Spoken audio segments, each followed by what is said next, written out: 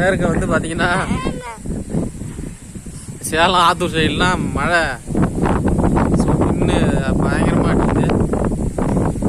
அந்த மழையினுடைய வேகம் தான் இந்த காற்று. அந்த அளவுக்கு மழை பெய்ஞ்சிருக்கு. காற்றை வச்சு நீங்கள் கணிக்கலாம்.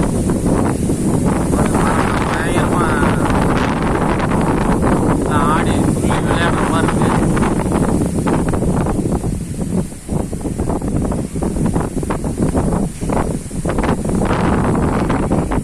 சிங்கிள் ஸ்டாரினுடைய சின்ன குட்டி தான் இது. சின்ன குட்டியே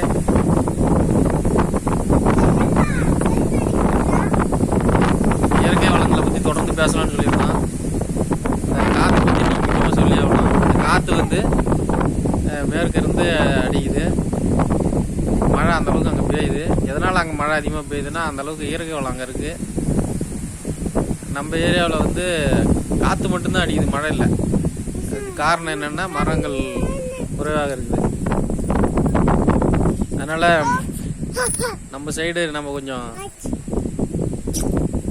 மரத்தினுடைய வளர்ச்சிக்காக கொஞ்சம் நம்மளை நம்ம அர்ப்பணிச்சிக்கணும்.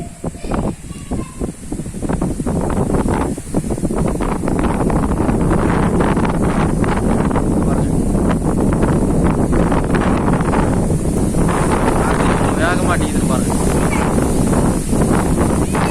அதில் புயல் அடிக்கிற மாதிரி அடிக்குது காற்று. அந்த அளவுக்கு அங்கே மழை பெஞ்சிட்டு இருக்கு.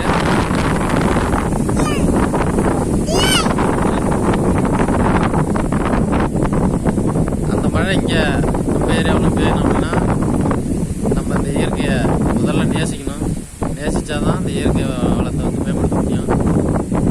எனவே சிங்கிள் ஸ்டாரின் இணையவழி நண்பர்கள் அனைவருக்கும் நன்றி, வணக்கம்.